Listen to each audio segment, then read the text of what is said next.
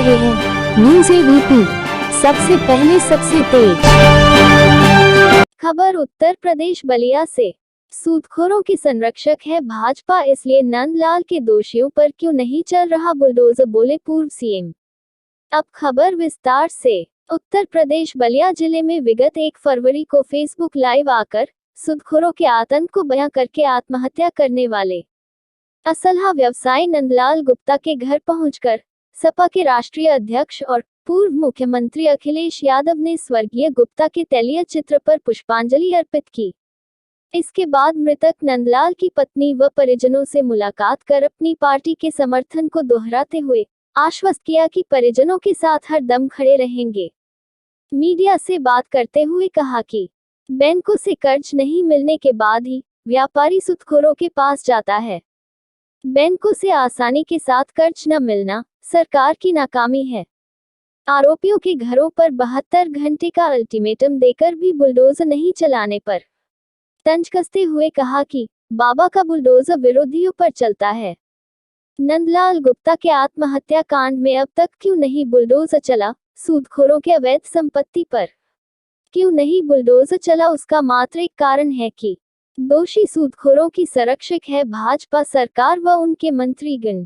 उक्त बातें अखिलेश यादव पूर्व मुख्यमंत्री ने कहा कि नंदलाल गुप्ता की एक बूढ़ी मां है, बच्चे हैं, इनके भरण पोषण के लिए सरकार नंदलाल की पत्नी को सरकारी नौकरी व 50 लाख रुपए आर्थिक सहायता प्रदान करें, तब समझ आएगा कि भाजपा व्यापारियों के साथ है। सूदखोर बिना की लाइसेंस के ब्याज का धंधा कर रहे हैं, तो उसका एक ही कारण है कि भाजपा के बड़े नेता व मंत्री कुछ पैसों के लिए अभी अपराध को पुलिस से बोलकर फाइल तक ही दबा देते हैं, उसे समाज में नहीं आने देते हैं।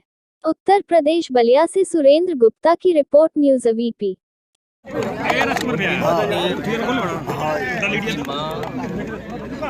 और पत्नी, उनके पिता और उनके परिवार के सदस्यों से मिला हूं मैं।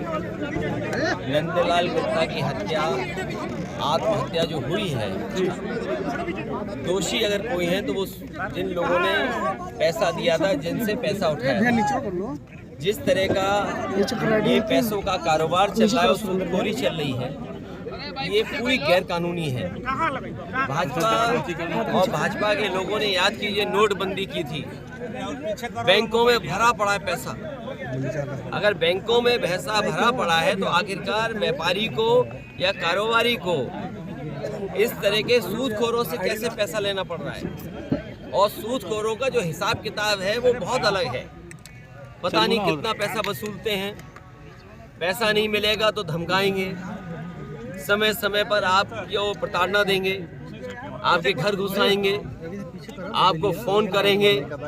और एक व्यापारी मिला जिसकी पिटाई की, कान में चोट थी, आंख पूरी लाल कर दी पीट पीट कर। ये सूदखोरों का ऑर्गेनाइज्ड और भारतीय जनता पार्टी द्वारा चलाया हुआ ये कारोबार है।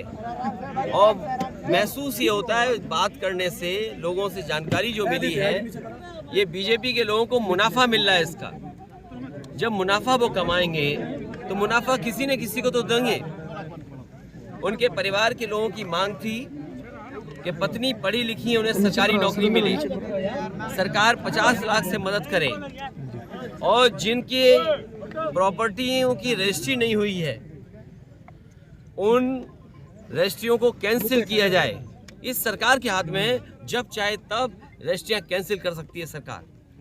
और जो दोषी हैं, भारतीय जनता पार्टी का ये बुलडोजर कम से कम जाए वहां पर और उनको भी वही सजा दे जो बुलडोजर सजा दे रहा है उत्तर प्रदेश में और लोगों को। अगर भारतीय जनता पार्टी ये दावा करती है उनकी सरकार कि बुलडोजर न्याय दिलाता है, तो आखिरकार नंदलाल गुप्ता की पत्नी को न्याय, उनके परिवार को न्याय बुलडोजर कब दिलाएगा?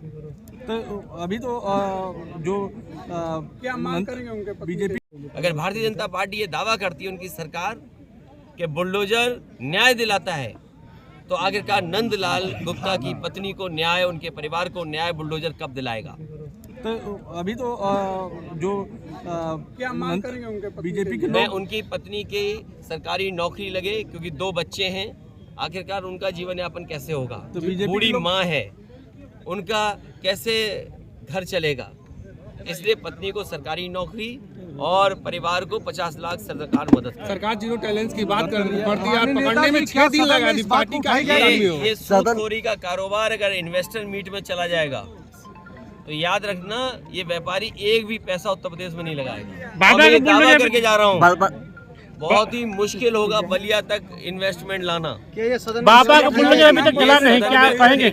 सदन में मैं बात केवल नंदलाल गुप्ता की बात नहीं उठाऊंगा मैं।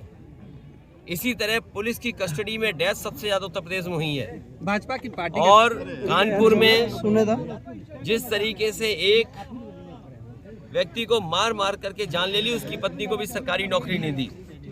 इस सरकार में अन्याय चरम सीमा पर है, कोई न्याय की उम्मीद नहीं कर सकता। बुलडोजर वहीं जा रहा है जहां भारतीय जनता पार्टी चाहती है बुलडोजर जाए, जहां पर उन्हें वोट का लाभ होगा। न्याय के लिए बुलडोजर नहीं है, ये वोट के लिए बुलडोजर है। रवैया यहाँ ठीक नहीं है। लखनऊ ये भारतीय जनता पार्टी की सरकार में कहीं रवैया ठीक नहीं है। यहाँ जो ये मंत्री जी पार्टी के सदस्य उसमें शामिल है, उस पर कार्रवाई नहीं की जा रही है। मैं पुलिस की सांठगांठ और बीजेपी के बड़े लोगों की सांठगांठ के बिना इतना बड़ा सूदखोरी कारोबार नहीं चल सकता। और याद कीजिए, जिस समय किसानों के कर्ज माफ की बात थी, उस समय ये बात भी उठी थी कि सूदखोर जो हैं, जो पैसा बांटते हैं, आखिरकार वो कैसे वापस होगा। मैं समझता हूँ जब से उन्होंने मोबाइल, डायरी और चीज़ों को लिया है, सरकार की जानकारी में सभी कुछ होगा। अगर सीडीआर उठा लेंगे नंदलाल गुप्ता का और जो और व्यापारी हैं जिनके साथ समय समय पर उन्होंने अन्याय किया है, पीटा है, अपमानित किया है, अगर उनसे जानकारी हासिल करना चाहेगी सरकार, तो सभी सूदखोरों की पूरी जानकारी सरकार को मिल जाएगी। बुलडोजर का क्या होगा? क्या होगा? जितने सूदखोर हैं सत्ता से जुड़े हुए हैं, क्या सत्ताधारी लोग शामिल है? सरकार से मिले हुए लोग हैं, बीजेपी से ही मिले होंगे, क्योंकि सरकार बीजेपी की है। बुलडोजर का क्या होगा?